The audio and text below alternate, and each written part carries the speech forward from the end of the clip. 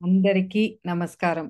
I welcome you all back to Portal to Love and Light, a channel for a true spiritual seeker. ఈ channel తరపున అందరికీ హార్దిక స్వాగతం. మనం శ్రీ శ్రీ పరమహంస యోగానంద గారు అందించిన God talks with Arjuna the Bhagavad Gita, ఇందులో 2వ అధ్యాయమైన సాంఖ్యము మరియు యోగము. ఈ అధ్యాయము 6 భాగాలుగా విభజించడమైనది.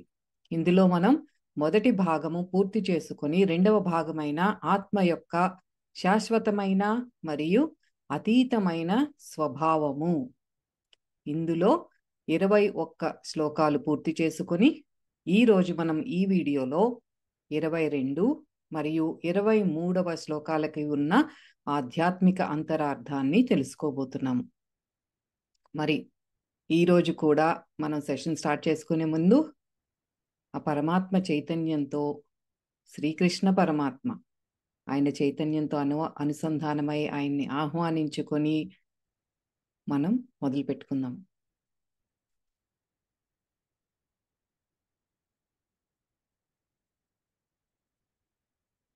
ఓం శ్రీ గురుభ్యో నమః. ఓం శ్రీకృష్ణ పరమాత్మనే నమః. ఓం శ్రీమాత్రే నమః. ఓం సాయిరామ్. సాయి ఓం సాయి.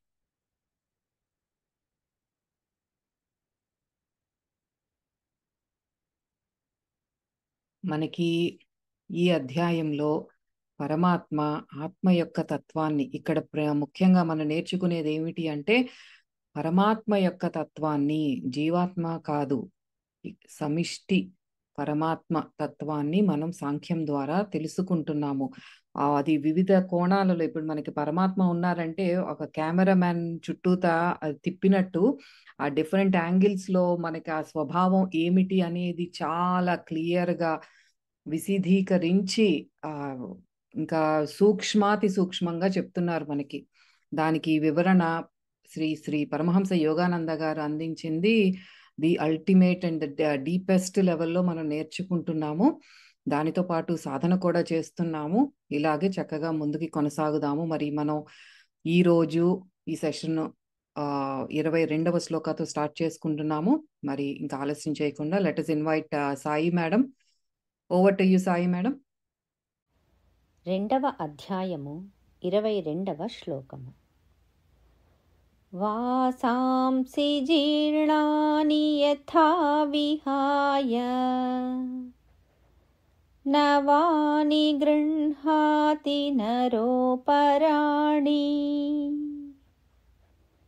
తథా శరీరాణి విహాయ జీర్ణాని అన్యాని సంయాతి నవాని దేహి.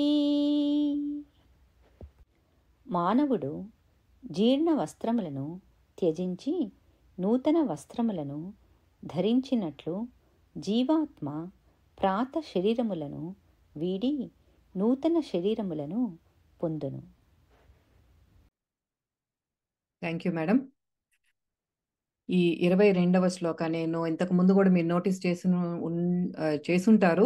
21 శ్లోకాలు కూడా నేను ఆ థంబ్నెయిల్ కి ఇంపార్టెంట్ IMP అని పెట్టాను. మనకి చిన్నప్పుడు టీచర్స్ చెప్పేవారు కదా, ఇంపార్టెంట్ క్వశ్చన్స్ ఈ చదువుకోండి, ఎగ్జామ్స్ లో వస్తాయి, పాస్ అవుతారని. అట్లాగే ఇది ప్రతి ఒక్క అధ్యాయంలోనూ మనం క్షుణ్ణంగా తెలుసుకోవాల్సిన, నేర్చుకోవాల్సిన శ్లోకాలు కొన్ని ఉన్నాయి. అంటే మిగతావి ఇంపార్టెంట్ కాదా అంటే కాదు, అలా అని కాదు. ఇది అర్జున, ఇప్పుడు శ్రీకృష్ణ అర్జున సంవాదే అంటే వీళ్ళిద్దరు కాన్వర్సేషన్, కృష్ణుల వారికి అర్జునుడికి జరిగే సంవాదం, ఆ కాన్వర్సేషన్ వైజ్ గా మనకి ఎంతో ఆధ్యాత్మిక జ్ఞానాన్ని ఈ శ్లోకాల ద్వారా అందించినప్పుడు కొన్ని శ్లోకాలు కొద్దిగా కాన్వర్సేషన్ బిల్డ్ చేస్తున్నట్టు ఉంటాయి.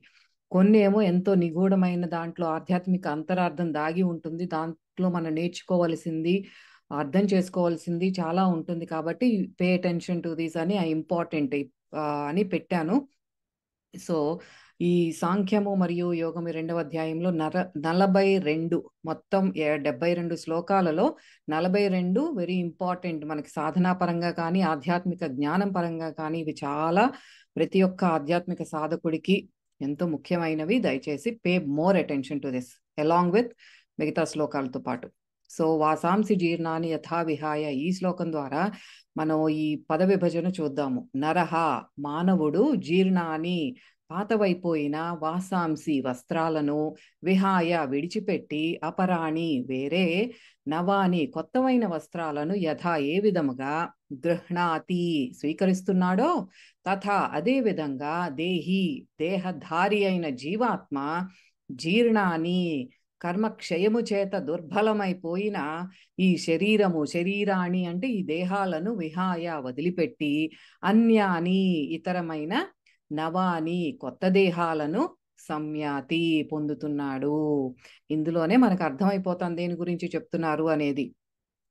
ఇది కొద్దిగా నేను కొంచెం చెప్పేది ఏంటి అంటే, మీకు కుటుంబంలో కానీ రీసెంట్గా మీ క్లోజ్ ఫ్యామిలీ మెంబర్స్ మరణం కానీ సంభవించినప్పుడు మీకు కొంచెం కనెక్షన్ అనేది చాలా ఫీల్ అవుతారు. మిమ్మల్ని మీకు ఆత్మతత్వ జ్ఞానం దీంట్లో చాలా నిగూఢంగా అర్థమవుతుంది. దయచేసి అర్థం చేసుకోండి. ఆత్మజ్ఞానం మీరు ఉన్న స్థితిలో నుంచి మీరు తొందరగా బయటికి రావటానికి ఇది చాలా సహాయపడుతుంది. సో డైరెక్ట్ మీనింగ్ ఏంటి అంటే, మానవుడు తాను కట్టుకున్న వస్త్రాలు, అంటే ఇప్పుడు మనం కట్టుకున్న వస్త్రాలను మాసిపోయి, నలిగిపోయి, చిరిగిపోయినప్పుడు వాటిని వదిలేసి కొత్త వస్త్రాలను ధరిస్తాం. ఇలా ఈ వస్త్రాలు మార్పు వచ్చినా సరే వాటిని ధరించిన మానవుడు అంటే మనలో మార్పు ఉండదు. అలాగే దేహధారి అయిన జీవాత్మ కూడా తన పూర్వకర్మ బలం చేత తాను ధరించిన ఈ శరీరానికి పాత కర్మల బలం తగ్గిపోయి దుర్బలమైపోతే అప్పుడు ఆ జీవుడు ఏం చేస్తున్నాడు, పాత శరీరాన్ని వదిలేసి కొత్త శరీరాన్ని స్వీకరిస్తూ ఉంటాడు. ఇలా ఒకసారి కాదు, అనేక సార్లు జరుగుతూనే ఉంటుంది. ఇలా ఎన్నిసార్లు దేహాలు మారినా లోపల ఉండే దేహధారి అంటే ఆత్మ పదార్థము, ఆత్మ అనేది మాత్రం మారనే మారదు అని చెప్తున్నారు.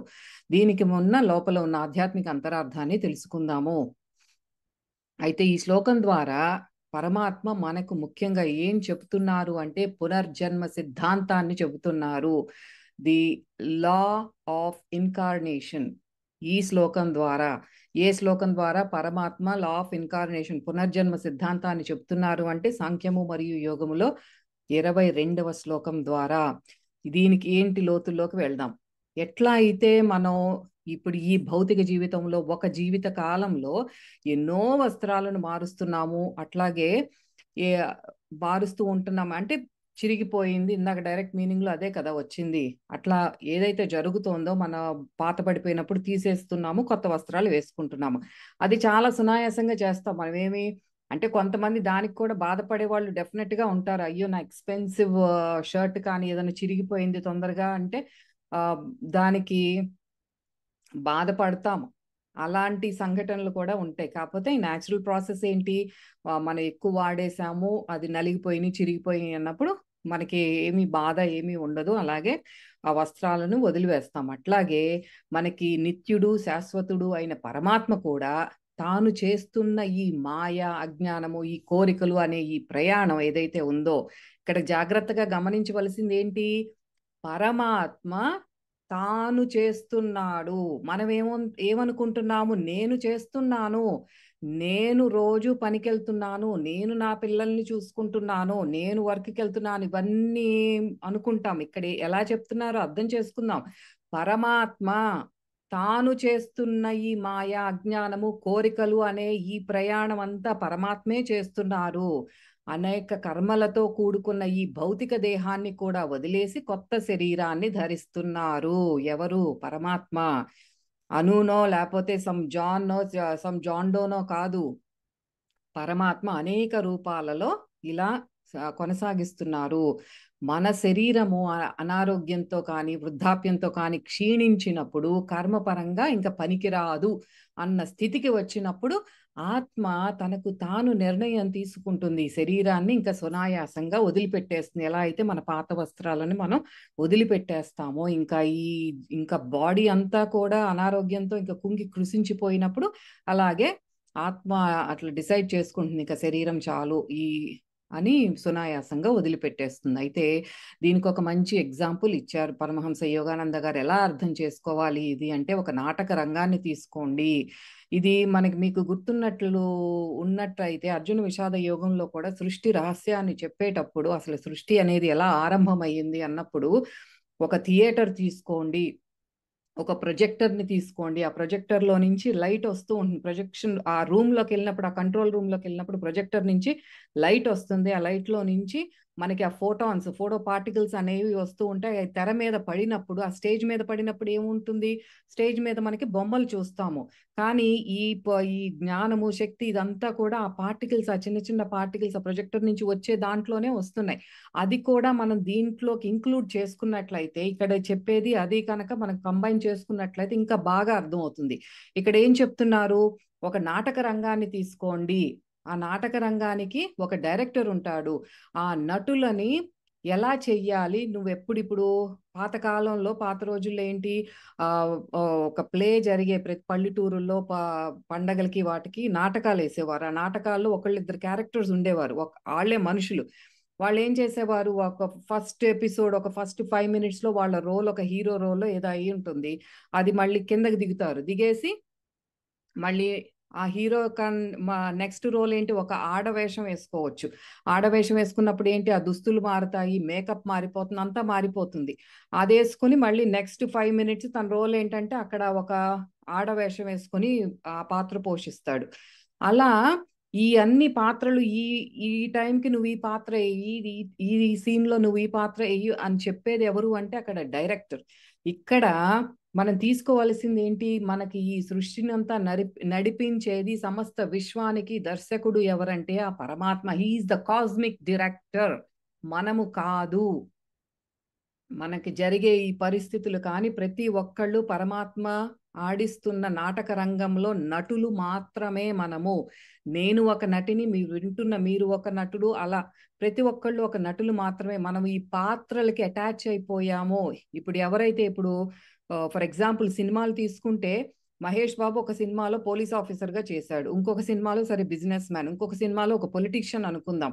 అది ఆ పాత్ర చేసినంత వరకు మాత్రమే. అది బయటకు వచ్చేసిన తర్వాత ఏంటి, తను మహేష్ బాబు, తన లైఫ్ తనది, తన ఫ్యామిలీ తనది. అలా కాకుండా నేను పోలీస్ మ్యాన్ అని, నేను ఇదే రోల్లో ఉంటాను అని సమాజంలో ఉంటే అది ఒప్పుకోరు కదా.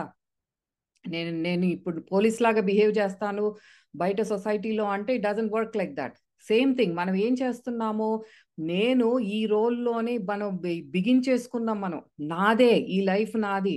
మనకి ఒక ఇదంతా ఆడిస్తున్నది అక్కడ ఒక డైరెక్టర్ ఉన్నారు, ఒక ఎస్ఎస్ రాజమౌళినో ఎవరో ఆడిస్తున్నారు. ఆయన చెప్పినట్టు ఈ డైలాగ్ ఈ టైంకి నువ్వు చెప్పు, అలా ఈ టైంకి ఈ డ్రెస్ ను వేసుకోవాలి అని ఆయన చెప్పినప్పుడు అక్కడ ఆడుతున్నారు. మనం కూడా అంతే, మనము ఇక్కడ ఎలా ఉండాలి అనేది పరమాత్మ మనల్ని ఇక్కడ అంతా ప్లే వెనకాల ఆడిస్తున్నారు. కానీ మనకు ఆ స్మృతి లేదు. ఆ వివిధ పాత్రలు ఎలా పోషించాలి ఇదంతా కూడా మనకి వెనక ఉండి ఆడించేది ఆ పరమాత్మ. అక్కడ ఆ కాస్మిక్ డైరెక్టర్ లో ఎటువంటి మార్పు ఉండదు, ఆయనలోనూ ఉండదు. ఆ పాత్ర అంటే మనకి జీవాత్మ కూడా అదే, మనకి పరమాత్మ ప్రతిబింబము, మనం జీవాత్మ అంటున్నాము అంటే ఆ క్వాలిటీస్ అన్నీ కూడా జీవాత్మలో ఉంటాయి. అది మనం అర్థం చేసుకోవాల్సింది. అలా ఎప్పుడైతే ఆత్మ ఒక్క జన్మ నుండి ఇంకొక జన్మకు వెళ్ళేటప్పుడు కొత్త దేహంతో వచ్చినప్పుడు ఏమవుతుంది, ఈ పూర్వపు జన్మలో ఇప్పుడు ఈ నాటక రంగం తీసుకున్నాం అనుకోండి, ఆ మేకప్ అంతా మార్చేసి ఒక మగవాడు ఆడవేషం వేసుకున్నప్పుడు అది గుర్తించలేకపోవచ్చు. అలాగే చెప్తున్నారు, నాటక రంగం లాగానే చెప్తున్నారు అనమాట. ఇప్పుడు ఒక ఫ్యామిలీలో కనుక ఒక చిన్న ఏజ్ లోనే ఒక మనిషి మరణించినప్పుడు మళ్ళీ ఇంకొక జన్మ తీసుకొని అదే ఫ్యామిలీలోకి ఇంకొక మెంబర్ లాగా వచ్చాడు అనుకుంటే ఆ ఫ్యామిలీ గుర్తించలేరు. కానీ దివ్య దృష్టి ఉన్న సాధకుడు మాత్రం, ఒక గురువు కానీ ఒక యోగి కానీ అది గుర్తించగలడు. ఇప్పుడు పరమహంస యోగానంద గారి ఉపయోగి ఆత్మకథలో కూడా ఒక స్టోరీ వస్తుంది. ఆయన శిష్యుడు చిన్నతనంలోనే చనిపోయే ముందు నేను మళ్ళీ మీ శిష్యుడిగానే నేను రావాలి అని నేను కోరుకుంటున్నాను అన్నప్పుడు యోగానంద గారు ఆయనకి తథాస్తు, డెఫినెట్ గా జరుగుతుంది అని చెప్తారు.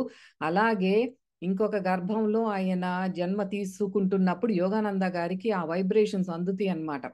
ఆ వైబ్రేషన్స్ పట్టుకొని ఆ ఇంటికి వెళ్తారు. అది ఎట్లాగంటే ఎంత చక్కగా డిస్క్రైబ్ చేస్తారంటే, ఒక యాంటనాని ఎలాగైతే ఆ వేవ్స్ కి ట్యూన్ చేస్తారో అట్లాగే యోగానంద గారు ఆ వేవ్స్ ని బట్టి, ఆ ఆకాశంలో ఆ ఈథర్లో జరుగుతున్న ఈ వైబ్రేషన్స్ ని బట్టి అది ఫాలో అయ్యి ఆ ఇంటికి వెళ్ళి ఆ శిష్యుడు ఆ ఇంట్లో ఆ గృహిణికి చెప్తారనమాట, అమ్మ నీ గర్భంలో ఉన్నది నా శిష్యుడు అని చెప్తారు. అలాగే అదొక స్టోరీ. ఇప్పుడు ఇక్కడ చెప్పేది కూడా మనకి ఫ్యామిలీ మెంబర్స్ ఎవరైనా చనిపోయినప్పుడు కర్మానుసారం కానీ, ఆ బంధాల వల్ల కానీ మళ్ళీ ఆ ఫ్యామిలీలో జన్మించే అవకాశం ఉంటుంది. కానీ మనం గుర్తుపట్టలేము వాళ్ళని. అలాగే వాళ్ళ కళ్ళు, వాళ్ళ ఫేషియల్ ఫీచర్స్, ఈ మొహం పోలికలు కానీ, వాళ్ళ హావభావాలు, బిహేవియర్స్ కూడా మ్యాచ్ అవుతాయి. ఎవరైతే చనిపోయారో అది కొంచెం మనకి పెద్దవాళ్ళ అమ్మమ్మలు, ముత్తమ్మల వాళ్ళు ఉన్నప్పుడు వాళ్ళకి తెలుస్తుంది. అరే నువ్వు అచ్చం ఈ తాతయ్య లాగా చేస్తున్నావు, నీ బిహేవియర్ ఇలా ఉంది అని వాళ్ళు చెప్తారు. అంటే అయ్యే పునర్జన్మలు అంటారు. అయితే మనం ఈ అది పునర్జన్మ సిద్ధాంతం అయితే, మనం జన్మ తీసుకున్న తర్వాత మనం ఎంతకాలం ఉంటాము, ఈ లైఫ్ టైంలో ఎంతకాలం ఉంటాము అనేది మన కార్మిక్ ప్యాటర్న్స్ బట్టి అది డిసైడ్ అవుతుంది. మనము ఆ కర్మలు అనేది ఎక్కువగా తెచ్చుకున్నాం అంటే న్యాచురల్ ప్రాసెస్ ఏంటి, మనకి శరీరం మార్పు చెందటం, వృద్ధాప్యం రావటం, అలాగే న్యాచురల్ డెత్ అంటాం, ఓల్డ్ ఏజ్ లో చనిపోవటం. అంటే ఇంకా శరీరాన్ని వదిలిపెట్టే టైము అది సునాయాసంగా వదిలిపెట్టడం. మనం భగవంతుడిని, ప్రకృతిని, ఆ నియమాలని అన్ని ఉల్లంఘించి మనకి ఇష్టానుసారంగా విచ్చలవిడితనంతో అంత నెగిటివ్ బిహేవియర్ కనుక మనం ఎక్కువ చేస్తూ ఉన్నప్పుడు ఏమవుతుంది, మనం ఈ జన్మలో వచ్చే జన్మలో అయ్యి ఉండొచ్చు, అది ఆ జీవిత కాలం అనేది ఇంకా తగ్గిపోతుంది. దేని వల్ల తగ్గిపోతుంది మనం చేసుకున్న కర్మలను బట్టి. మనకి ఆకస్మిక మరణం కానీ, యాక్సిడెంట్స్ అయ్యి చనిపోవటం కానీ, లేకపోతే విపరీతమైన అనారోగ్యం వచ్చి మరణించటం కానీ చిన్న ఏజ్ లోనే ఇవన్నీ ఎందుకు జరుగుతాయి అంటే because of the karmic patterns. మన కర్మని మనం తెచ్చుకున్నాం కాబట్టి ఆ లైఫ్ టైంలో మన ఎంతకాలం ఉండాలి అనేది దాని మీద డిపెండ్ అవుతుంది. కానీ భగవంతుడికి దీంతో ఎటువంటి సంబంధము లేదు. మనకి ఎంత కష్టం, ఇంటెన్స్ సిచ్యువేషన్ వచ్చినప్పుడు భగవంతుడిని నిందించటం ఇలాంటివి చెయ్యకూడదు. మనకు వచ్చిన ఇంటెన్స్ సిచ్యువేషన్ మన కర్మలను బట్టి వచ్చినాయి, కానీ భగవంతుడు మనల్ని శిక్షించటానికి కాదు. ఇలాగే ధర్మ మార్గంలో ఉన్న వాళ్ళు కూడా అంత మంచి లైఫ్ లీడ్ చేసే వాళ్ళకి కూడా ఏంటంటే వాళ్ళు కర్మలు తొందరగా క్లియర్ చేసేసుకుంటారు. కొద్దిగా ఎర్లీ ఏజ్ లోనే వాళ్ళకి మరణం అనేది సంభవిస్తుంది. అంటే ఏంటి, జీవాత్మ తనే డిసైడ్ చేసుకుంటుంది, ఇక నాకు ఈ జన్మకి తెచ్చుకున్న కర్మలు అయిపోయినాయి, జీవాత్మ శరీరం నుండి ఇంకా త్వరగా విడుదల అయ్యేలాగా ఇంకా చేస్తుంది అనమాట. అది ఆత్మ తీసుకునే స్వచ్ఛంద నిర్ణయం, దానికి ఎవరితోనూ సంబంధము లేదు. అయితే ప్రతిసారి కూడా ప్రతి జన్మలో మనం తీసుకునే ఈ శరీరము ఆ ఏ మనకి ఇప్పుడు ఉన్నాము, ఈ లైఫ్ టైంలో మనం లైఫ్ లీడ్ చేస్తున్నాము అంటే మనకు ఆ లైఫ్ టైంకి సంబంధించి అహంతో గుర్తించబడి మనం సృష్టించుకున్న కార్మిక్ ప్యాటర్న్స్ మీద మనకి అది డిపెండ్ అయి ఉంటుంది అనమాట. ఈ లైఫ్ టైంలో మనం ఏమేమి అనుభవించాలి, ఎటువంటి జబ్బులు ఏ ఏజ్ లో తెచ్చుకుంటున్నామో, చివరికి మన మరణం ఎలా ఉంటుంది, ఇవన్నీ కూడా మన కర్మ సిద్ధాంతాన్ని బట్టి, మనం తెచ్చుకున్న కర్మలు బట్టి ఆధారపడి ఉంటుంది. అజ్ఞానంలో ఉన్న వాళ్ళు ఏంటంటే, అజ్ఞానం అంటే ఒక సగటు మానవుడికి ఇటువంటి ఆత్మజ్ఞానం ఏది లేనప్పుడు, కానీ మళ్ళీ మనకి కూడా ఇప్పుడు ఆధ్యాత్మికంగా కొంత నాలెడ్జ్ మనకి అందుతోంది, సరే వింటున్నాము, అయినా సరే అది మనకి ఇంకా ప్రాక్టికల్ గా అనుభవపూర్వకంగా రానప్పుడు ఏమవుతుంది, ఇదంతా కూడా ఆ మరణ భయం అనేది మనలో ఇంకా ఉంటుంది. మనకి మరణం సంభవిస్తుంది లేదా మన కుటుంబంలో ఎవరికైనా మరణం సంభవిస్తుంది అని తెలిసినప్పుడు ఎంతో మనం దుఃఖానికి కృషించిపోతాం అన్నమాట. ఈ శరీరాన్ని వదలటానికి కూడా చాలా కష్టంగా ఉంటుంది. ఎందుకు అంటే మనకి బాడీ మీద ఉన్న అటాచ్మెంట్ ఒక కారణం. రెండోది ఏంటి అంటే, అమ్మో చనిపోయిన తర్వాత ఇంకా నేనేమవుతానో, ఏం జరుగుతుందో అన్న భయము. బాడీ అటాచ్మెంట్ చనిపోయిన తర్వాత ఏమవుతాను నేను అన్న భయం వల్ల మనం ఎంత శరీరం క్షీణించిపోయి ఉన్నా, ఇంకా స్టేజ్ 4 క్యాన్సర్ వచ్చింది, నేను ఇంకా ఎన్ని డాక్టర్ల దగ్గరికి వెళ్ళినా ఎన్ని మందులు వాడినా నాకు ఇంకా దాని నుండి బయటకి వచ్చే మార్గం లేదు అన్న స్థితిలో కూడా ఎంతో భయానికి గురి అవుతున్నాము. ఎందుకు అంటే బికాస్ ఆఫ్ ఈ 2 కారణాల వల్ల. మనకి ఈ దేహాత్మ భావన, ఈ బాడీ అటాచ్మెంట్ మన క్లేశాల్లో అర్జున విషాద యోగం 8వ శ్లోకంలో జయద్రథుడు ద్వారా మనకి ఆ ప్రతిబింబింపబడే, ఆ రిప్రజెంట్ చేయబడే ఈ క్లేశమే అభినివేశ. అది తెలుసుకున్నాం అక్కడ. మనకి మరణ భయం ఉంటుంది అభినివేశ అని. అయితే ఇక్కడ మనకి మరణ సమయంలో కానీ ఈ ఈ అభినివేశ అనేది, ఆ బాడీ అటాచ్మెంట్, ఇవన్నీ కూడా మనకి తీవ్ర దుఃఖానికి గురి చేస్తున్నాయి. అందుకే మనకి ఈ సాధనా మార్గం కానీ ఆత్మజ్ఞానం కానీ చాలా చాలా ఇంపార్టెంట్. అర్థం చేసుకోవటం ఇంపార్టెంట్, సో దట్ మనం ఆ స్థితిలో నుంచి తొందరగా బయటపడగలం.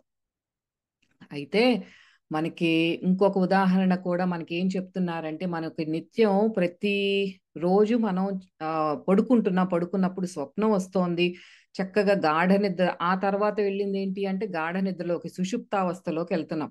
మనకి ఇప్పుడు ఉన్నదేమో జాగృత అవస్థ, తర్వాత స్వప్నావస్థలోకి వెళ్తాం, ఆ తర్వాత డీప్ స్లీప్ లోకి వెళ్తాం, స్టేజ్ 4 స్లీప్. అదేంటి, దాంట్లో ఇంకా మన బాడీ కానీ మనస్సు కానీ యాక్టివ్ గా ఉండదు, చక్కగా హాయిగా నిద్రపోతాం. అదంతా ఒక 20 మినిట్స్ అట్లా ఉంటుంది. బట్ ఆ డీప్ స్లీప్ గివ్స్ చాలా రిలాక్స్ అవుతాం దాంట్లో. అయితే మనం గమనించవలసింది అదే, ఆ నిద్రపోయినప్పుడు కూడా మనకి ఏమి దేహ స్పృహ ఉండదు. కానీ ఎంత అన్ఫార్చునేట్ అంటే ఇప్పుడున్న ప్రస్తుత సమాజంలో ఇన్సామ్నియా, ఆ స్లీప్లెస్నెస్, నిద్ర పట్టకపోవడం, ఆ నిద్ర లోపం అనేది ఒక జబ్బులాగా మారింది. ఎందుకంటే మన లైఫ్ స్టైల్ని బట్టి మనం ఎంత ఈ చేసే పనులకి మైండ్తో ఎంత గందరగోళాన్ని రోజంతా అనుభవిస్తున్నామో, ఇంకా రాత్రికి నిద్ర మాత్రలు వేసుకుంటే గానీ, మెలటోనిన్ టాబ్లెట్స్ వేసుకుంటే గానీ నిద్ర పట్టని వాళ్ళు చాలా మంది ఉన్నారు. సో మెనీ పీపుల్, ఎవరిని చూసినా మెలటోనిన్ మెలటోనిన్ లేకపోతే నిద్ర మాత్రలు. మరి అంత దారుణంగా ఉన్నాయి మన జీవితాలు, గమనించుకోవాలి మనం. అయితే ఆ మరణం కూడా అలాంటిదే అని చెప్తున్నారు. ఆ గాఢమైన నిద్రలో మన స్పృహ, మన మనస్సు అంతా మర్చిపోయి ఉంటాము. అదే మరణం కూడా అని చెప్తున్నారు. ఈ మరణం అనే నిద్రలో కూడా మనిషి ఈ వ్యాధులతో కృషించిపోయి శరీరాన్ని ఆ దాన్ని వదిలేసి చక్కగా ఒక రెస్టింగ్ పీరియడ్ లోకి వెళ్ళినప్పుడు ఆత్మ ఎంతో హ్యాపీగా ఉంటుంది. ఆ మరణం is like a resting period మన ఆత్మకి. అదేమి దుఃఖించదు. మనం అనుకుంటాం ఈ దేహంతో ఈ మనస్సుతో ఆలోచించి అమ్మో అది అంతా దుఃఖము అనుకుంటాము, కానీ ఆత్మపరంగా చూస్తే ఆత్మకి అదొక రెస్టింగ్ పీరియడ్ లాంటిది. ఇంకా ఎగ్జామ్స్ అన్నీ అయిపోయినాయి, సమ్మర్ హాలిడేస్ వచ్చినాయి అంటే పిల్లలు ఎంత హ్యాపీగా ఉంటారో, ఇది కూడా అలాంటిదే, ఆత్మ కూడా అలాగే ఫీల్ అవుతుంది. సో ఆ ఆనందమే, ఆత్మ ఏదైతే ఆనందం ఫీల్ అవుతుందో ఆ ఆనందం నుండే మనందరము పుట్టాము. ఆనందం కోసమే మనం నిత్యం పాకులాడేది కూడా అదే. వస్తువులు కొనుక్కోవటం, ప్రదేశాలకు వెళ్ళటం, కానీ ఈ కొత్త కొత్త ఈ దుస్తులు వేసుకోవటం, ఇవన్నీ కూడా ఏంటి, ఆనందం కోసమే చేస్తున్నాం మనం. అందులోనే పుట్టాము, దానికోసమే నిత్యం జీవిస్తున్నాము, ఆనందంలోనే మళ్ళీ తిరిగి మనం కరిగిపోతాము. ఈ మరణంతో మనకి ఈ జీవాత్మ ఈ శరీరంతో కూడిన దుఃఖం నుంచి చక్కగా విడుదలైపోయి ఎంతో పారవస్యాన్ని అనుభవిస్తుంది. డెత్ ఈజ్ అన్ ఎక్స్టసీ అని చెప్తున్నారు. అదొక మనం హైలైట్ చేసుకోవాల్సింది. Death is an ecstasy. Death అనేది దుఃఖం కాదు, అది ఆత్మకి ఎంతో పారవస్యాన్ని అనుభూతి చెందుతుంది. మనం తెలియక అజ్ఞానంతో మరణం అంటే అసలు ఎంతో దుఃఖపూరితమైనది, దుఃఖాన్ని కలుగజేసేది అని అనుకుంటున్నాం మనము. అదంతా కూడా అజ్ఞానమే. మరణం కంటే కూడా యోగానంద గారు ఏం చెప్తున్నారంటే, మనం ఏ అయితే జబ్బులతో అనుభవిస్తున్నామో ఈ శరీరంతో, అంత బాధని పెయిన్ అనుభవిస్తున్నాం చూసారా, అది ఎన్నో రెట్లు మరణానికంటే ఇదే మీరు అనుభవించేదే ఎక్కువ దుఃఖము అని చెప్తున్నారనమాట. అయితే ఈ ఆత్మ ఎప్పుడైతే ఇంకా లాస్ట్ స్టేట్ లో ఇంకా శరీరాన్ని నుంచి బయటికి వెళ్ళిపోయే ఆ సమయంలో అసలు ఎంతో ప్రశాంతతను ఫీల్ అవుతుందంట. అదే ఆ ఆత్మ అనుకుంటుందంట, అబ్బా ఇన్నాళ్ళు నేను మరణం అంటే ఎంతో భయపడ్డాను, ఇదా ఎంత బాగుంది, నేను అనుకున్నట్టుగా అసలు లేదే, భగవంతుడు నన్ను ఈ బాధల నుండి విడుదల చేయటానికి మత్తు లాంటి ఈ మరణాన్ని, ఇంకా ఎనస్థీషియా ఇచ్చినప్పుడు మనకేం ఉండదు కదా, అంత అంత సులువుగా అంత మత్తు లాంటి మరణాన్ని నాకు ఇచ్చి ఎంతో ఆనందాన్ని ప్రశాంతతను నాకు ప్రసాదించాడు ఆ పరమాత్మ అని ఎంతో హ్యాపీగా ఫీల్ అవుతుందంట.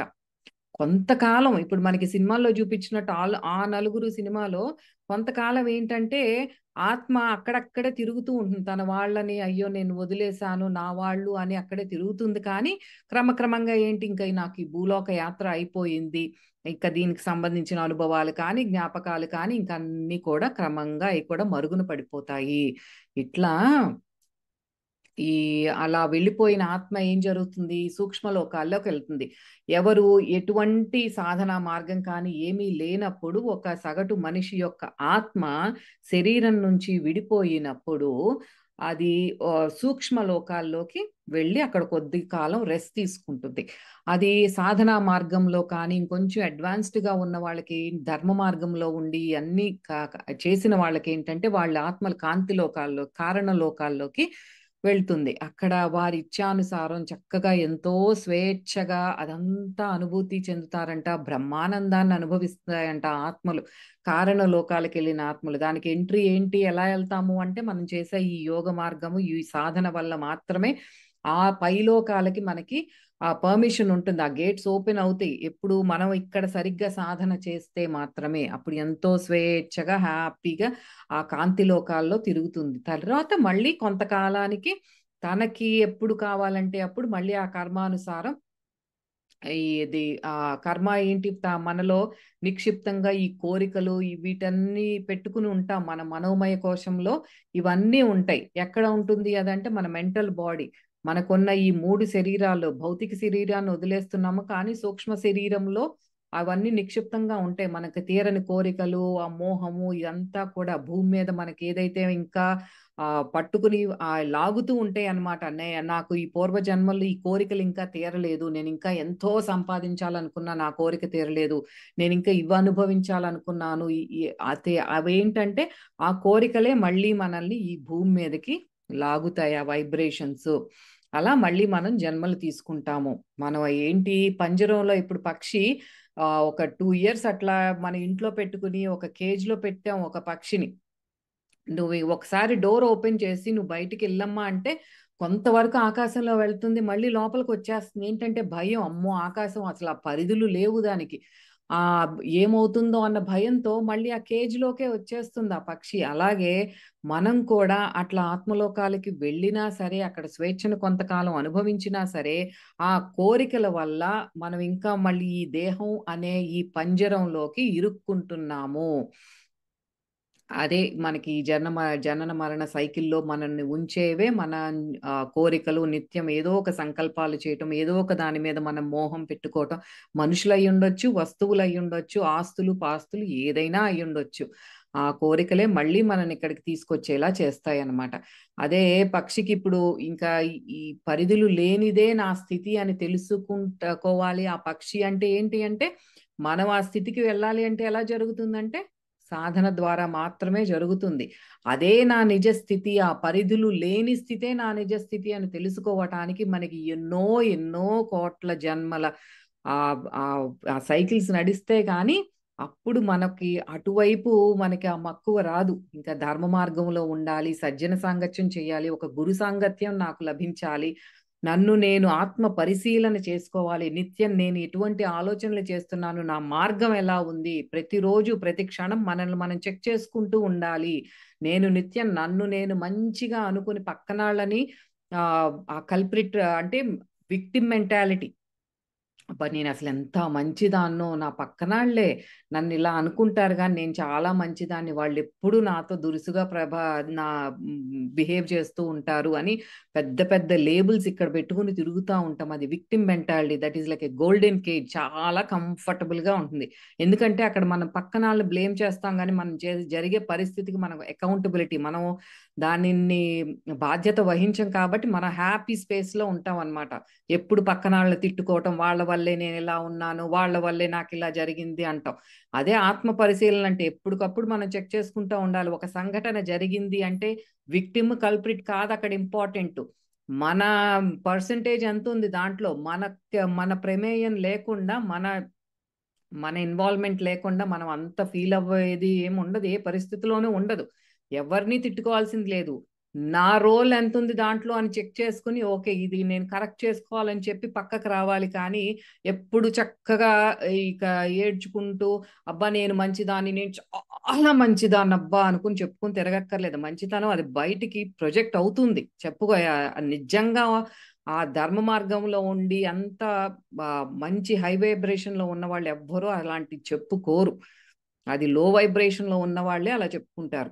అలాగే మనకి జ్ఞానము, ధ్యానము ఇవన్నీ ప్రతి ఒక్కటి వెరీ ఇంపార్టెంట్. మనం ఆధ్యాత్మికంగా ముందుకు వెళ్ళి ఇదంతా కూడా మనం అనుభవపూర్వకంగా తెలుసుకోవాలి అంటే ప్రతి ఒక్కటి మనం పాటించవలసిందే.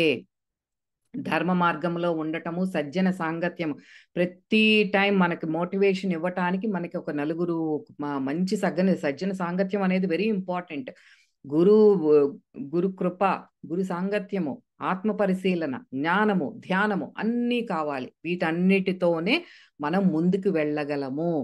అప్పుడే మనం ఆత్మ స్థితిని మనం అనుభవపూర్వకంగా తెలుసుకుంటాము. ఆ మోక్ష పదానికి మనకి చేరుకొని ఉన్నప్పుడే మనకు ఆ కూటస్థ చైతన్య స్థితికి వెళ్ళినప్పుడే ఈ బాడీ అటాచ్‌మెంట్, ఈ మైండ్ ఇవన్నీ కూడా మనం బయటికి వస్తాం. వీటిలో నుంచి బయటకొస్తాము. అక్కడే మనం పరమాత్మతో లయమైపోతాము. ఆ ఏకత్వ స్థితిలోకి వెళ్తామనమాట. అప్పుడే ఇవన్నీ కూడా మనకి చాలా చిన్నవిగా కనిపిస్తాయి. అంత జ్ఞానం రావాలి మనకి. ఇదే లాహిరి మహాశయుల వారి శిష్యులైన స్వామి ప్రణవానంద 2 శరీరాల సాధువు అని చెప్తారు ఒక యోగి ఆత్మకథలో. ఆయన ఎగ్జాంపుల్ తీసుకొని చెప్తున్నారు. ఆయన శరీరాన్ని వదిలే సమయంలో ఆయన శిష్యులందరూ కూడా ఎంతో దుఃఖిస్తూ ఉంటారనమాట.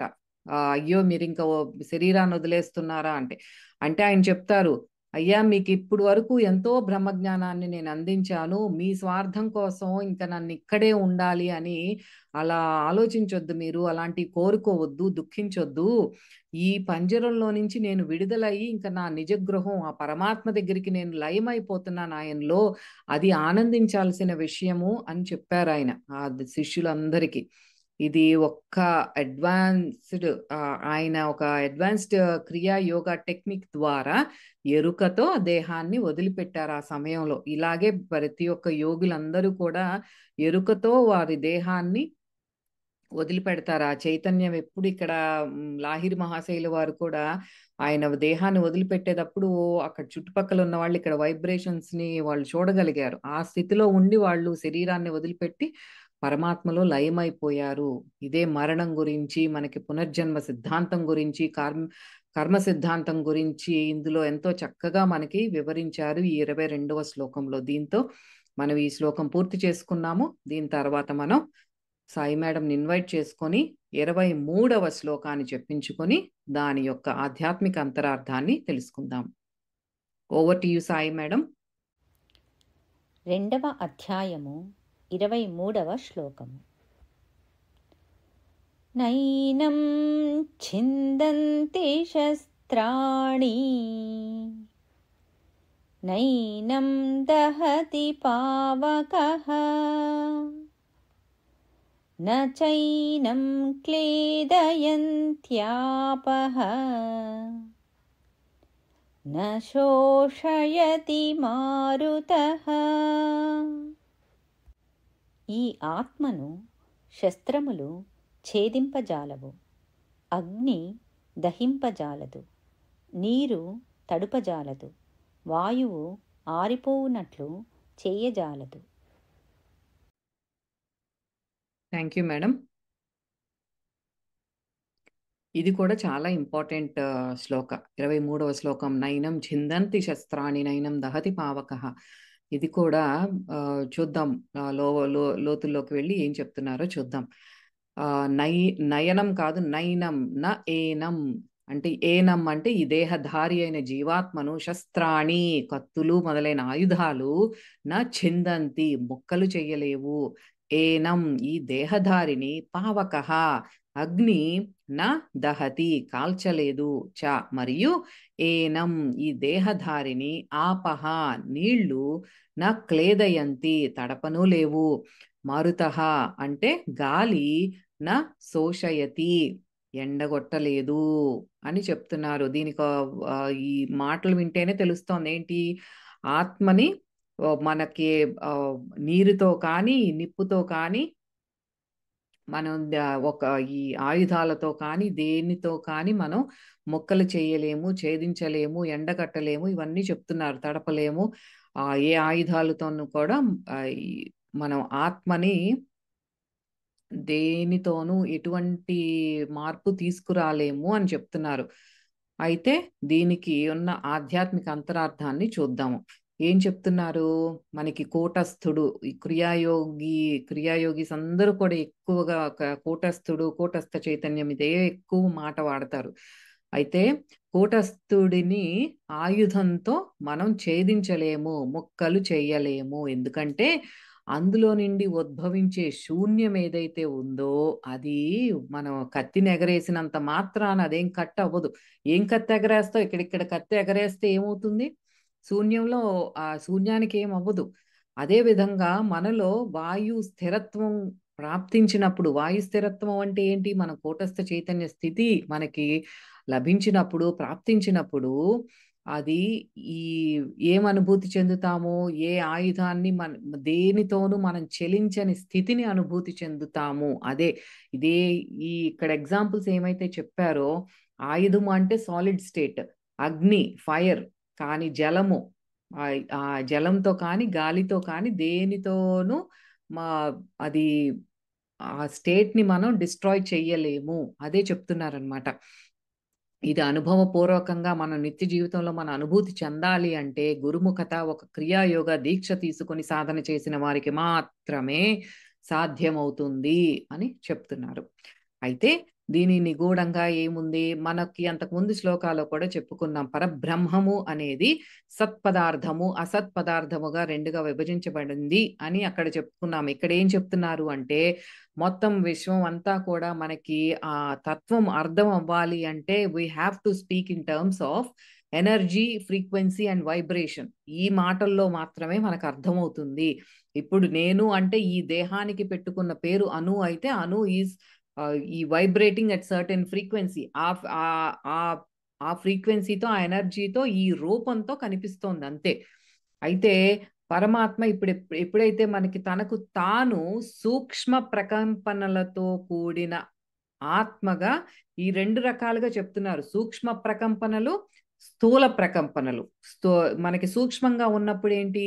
ఆత్మగా మనస్సు, బుద్ధి స్థిర ప్రాణంగా ప్రకటించుకుంటున్నాడు. ఇక్కడ స్థిర ప్రాణము వేరు, చంచల ప్రాణము వేరు. స్థిర ప్రాణము మనకి కూటస్థుడి దగ్గర ఉంటుంది. అదే సూక్ష్మ ప్రకంపనలు అంటే దే ఆర్ ఇంకా హైయెస్ట్ వైబ్రేషన్స్ అనమాట కదా. మంచి ఎనర్జీ ఫామ్ ఏంటి అంటే ఆత్మస్థితి. ఆత్మ, మనస్సు, బుద్ధి, స్థిర ప్రాణము సూక్ష్మ ప్రకంపనలతో ఉంటాయి. అదే విధంగా స్థూల ప్రకంపనలతో ఎలా ప్రకటించుకుంటున్నారు పరమాత్మ అంటే శరీరము, చెంచల ప్రాణము పదార్థముగా, అంటే అటామిక్ మ్యాటర్ కింద మనకి ఈ ఒక అణువులో ఉండే ఆటమ్, ఇది ఎలక్ట్రాన్స్, ప్రోటాన్స్, న్యూట్రాన్స్, ఇవన్నీ మ్యాటర్ అంటున్నాం కదా. ఈ మొత్తం మన బాడీ అంతా నిర్మితమైనదే అటామిక్ మ్యాటర్తో, మన భౌతిక శరీరం. అలా ప్రకటించుకుంటున్నారు. ఈ ప్రకటించుకునేది ఎవరు? పరమాత్మ. మనం దానికి ఏం పేరు పెట్టుకున్నా సరే, ఇప్పుడు ఈ దేహానికి అణువు అన్న పేరు, మీ దేహానికి మీరు ఏ పేరు పెట్టుకున్నా సరే, ఇదంతా కూడా పరమాత్మ ఈ విధంగా ప్రకటించుకుంటున్నారు. అయితే ఈ పరమాత్మ ప్రతిబింబమైన జీవాత్మ ఒక ప్రకంపనలు లేని నిశ్చల స్థితిలో బ్రహ్మానందాన్ని ఎప్పుడూ అనుభవిస్తూ ఉంటుంది. అది జీవాత్మ కూడా మరి పరమాత్మ ప్రతిబింబమే కాబట్టి తను కూడా ఏంటి శాశ్వతమైన ఈ ఈ సర్వవ్యాపక స్థితి, ఆమ్నీ ప్రెజెంట్, ఆమ్నీ పొటెంట్, ఆ ఆ కేపబిలిటీ జీవాత్మకి కూడా ఉంటుంది. దానికి కూడా పంచభూతాలు ఏంటి, భూమి, నీరు, అగ్ని, వాయువు, ఏవి కూడా తనని డిస్ట్రాయ్ చేయలేవు, భంగం చేయలేవు, ఏది కూడా ఎఫెక్ట్ చెయ్యవు.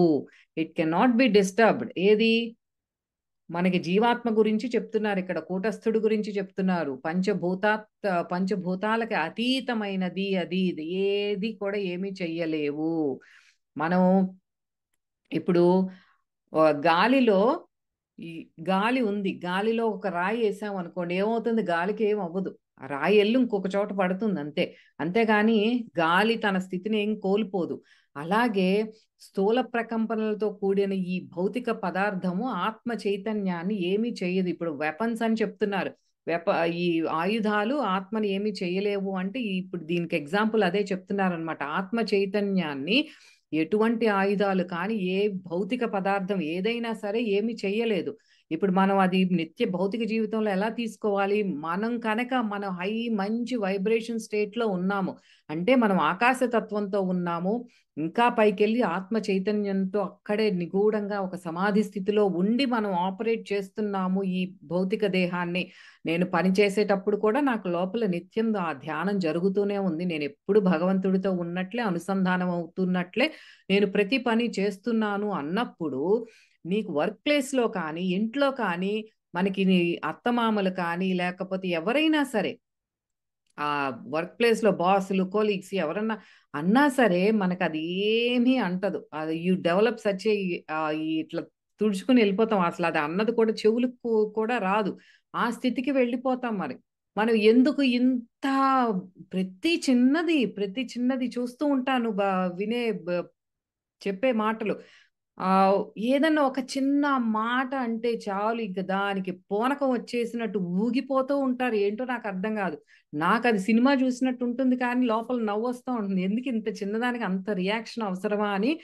కానీ ఎందుకు అంత రియాక్షన్ ఎందుకు అంటే వాళ్ళు ఈ స్థితిలో ఉండాలి, ఆకాశ తత్వంతో ఉండాలి అంటే వాళ్ళు ఎక్కడ ఉన్నారు అంటే స్థూలంగా మనకి కింద ఎక్కడో ఆ గ్రోస్ వైబ్రేషన్స్ తో ఉన్నారనమాట. భౌతికంగా ఆ సాలిడ్ మ్యాటర్ తో ఉన్నారు, ఆ రాయి ప్లేస్ లో ఉన్నారు. మనం ఏమనుకుంటున్నాం? మనం నిశ్చలంగా గాలి, వాయువు, ఆకాశ తత్వం, ఆ తత్వంతో వైబ్రేట్ అయ్యేటప్పుడు మనకి పక్కనాళ్ళు రాళ్ళు వేసినా సరే మనకేం అవ్వదు. అది ఒక రాయిలా అది ఒక నిశ్చలంగా అట్లా ఉంటాం.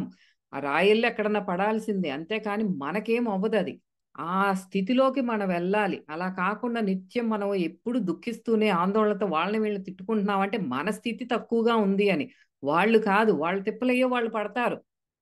మన గురించి మనం ఆలోచించుకోవాలి, మన స్థితి పైకి తీసుకొచ్చుకోవాలి. అవన్నీ మనని బాధర్ చెయ్యకూడదు. అందుకే మనకి ధ్యాన సాధన ఇవన్నీ అవసరం. ఈ రెండు కూడా మరి స్థూలము, సూక్ష్మము ఇవన్నీ వచ్చింది ఎక్కడి నుంచి? పరమాత్మ నుంచే వచ్చాయి. ఆయనే అనుభవిస్తున్నారు ఇవన్నీ అన్నప్పుడు మనకు ఆ టైంగా ఏమేం గుర్తుకు రావు. ఇదే అదే. ఈ యూట్యూబ్ ఆఫ్ చెయ్యంగానే మనం చేసే మన గోల మనదే, అట్లా అయిపోతున్నాం మనం. అప్పుడు ఇవన్నీ వేస్టే కదా, వింటం, ఈ టైం పెట్టడం ఇదంతా వేస్టే కదా. అయితే ఇంకా నెక్స్ట్ ఎట్లా ఎక్స్ప్లెయిన్ చేస్తున్నారు దీన్ని అంటే ఒక్క అంతా కూడా వచ్చింది ఆ పరమాత్మ నుండే వచ్చినాయి. పరమాత్మ యొక్క స్వప్నంలో నుండి వచ్చాము. శ్రీ మహావిష్ణువు ఆయన స్వప్నంలో మనం ఉంటే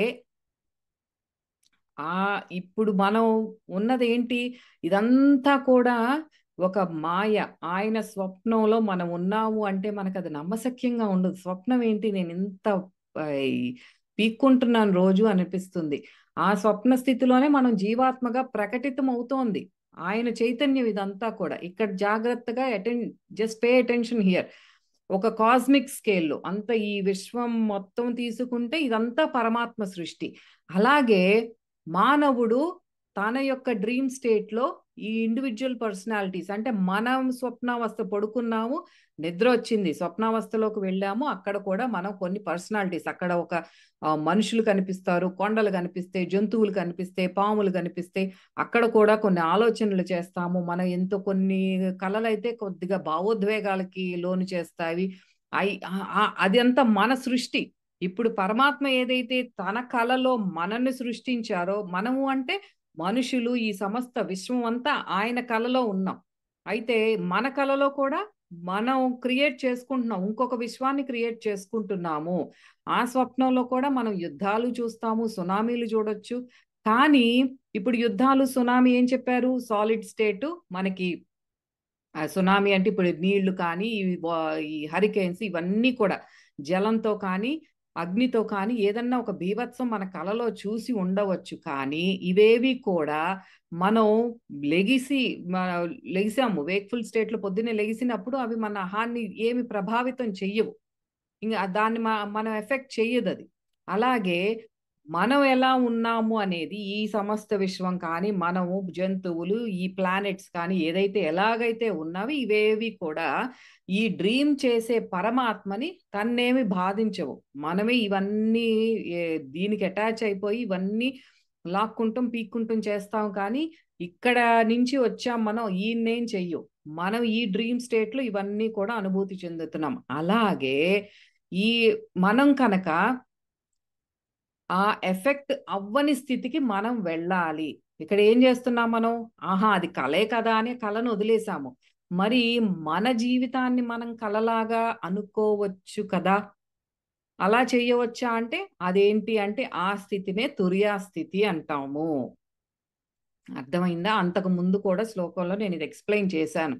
అదేంటి ఆ తురియా స్థితి? మనకున్నది జాగృత అవస్థ. అంటే ఇప్పుడు మనం మాట్లాడుకునేది, మన వ్యవహారాలంతా చేసేది జాగృత అవస్థ. మనం పడుకున్నప్పుడు స్వప్నం వచ్చే స్థితి ఏంటి అంటే అది స్వప్నావస్థ. తర్వాత గాఢమైన నిద్ర, deep stage 4 sleep is the సుషుప్తి అవస్థ. 4th వచ్చేసి తురియా అవస్థ. ఈ 4 అవస్థలు మనం నిత్యం చూస్తూ ఉంటాం. ఈ 3 ఎప్పుడు చూస్తూ ఉంటాం? తురియా అవస్థ అన్నిటికంటే అతీతమైనది. అదే మనకి చూసుకుంటే సమాధి స్థితి, నిర్వికల్ప సమాధి స్థితి, తురియా స్థితి, కూటస్థుడి స్థితి. ఇదే బ్రుకుటి దగ్గర ఎప్పుడు మనకి నిత్యం ఉండటం అంటే అది తురియా స్థితి. మనకి సుషుప్తి అవస్థలో కూడా మన దేహ స్పృహ ఉండదు, మనసు యాక్టివ్గా ఉండదు. ఈ రెండిట్లోనూ మనసు, దేహం రెండు యాక్టివ్గా ఉంటుంది. మనసు సంకల్పాలు చేయబట్టే మనకి ఆ స్వప్నాలు అనేవి వస్తున్నాయి. వేరే సుషుప్తి, తురియ ఈ రెండిటికి కూడా దేహ స్పృహ కానీ ఇవేమి ఉండవు. కానీ రెండిటికి తేడా ఏంటి? ఎరుక. మనం సుషుప్తి అవస్థలో ఎరుకలో ఉండం, అలా పడుకుంటాం అంతే. వేరాజ్ తురియ అవస్థలో ఏంటి అంటే మనకి ఎరుకతో ఉంటాం. అక్కడ జరిగేదంతా కూడా ఒక సాక్షిభూతంగా మనం చూస్తూ ఉంటాము. అది తురియా స్థితి. ఆ స్థితికి ఎప్పుడైతే మనం రీచ్ అవుతామో, ఇప్పుడు ఇక్కడ జరిగే ఇదంతా కూడా ఒక స్వప్నం లాగానే మనకి అనుభవపూర్వకంగా తెలుసుకుంటాం. ఒకళ్ళు చెప్పటం కాదు, ఇదంతా జరిగేదంతా ఒక జగన్నాటకము. ఆ జగన్నాటక సూత్రధారి ఆయన, కాస్మిక్ డైరెక్టర్, ఆయన ఆడిచ్చే నాటకంలో నేను జస్ట్ ఒక పాత్రని మాత్రమే అని అనుభవపూర్వకంగా తెలుస్తుంది. అప్పుడు అదే మన నిజ స్వభావాన్ని ఇవన్నీ మనం ఎలా తెలుసుకుంటాము అంటే మనం సాధన చేసినప్పుడు మాత్రమే.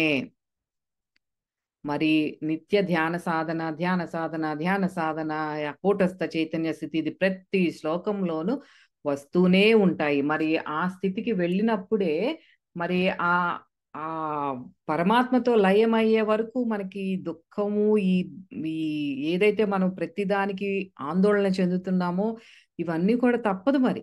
బికాజ్ వీఆర్ వైబ్రేటింగ్ లో. ఎంత కిందకుంటే మనకు అంత రియాక్షన్ అంత అగ్రెసివ్గా వస్తుంది, అంత ఇంటెన్స్గా రియాక్ట్ అవుతున్నాం.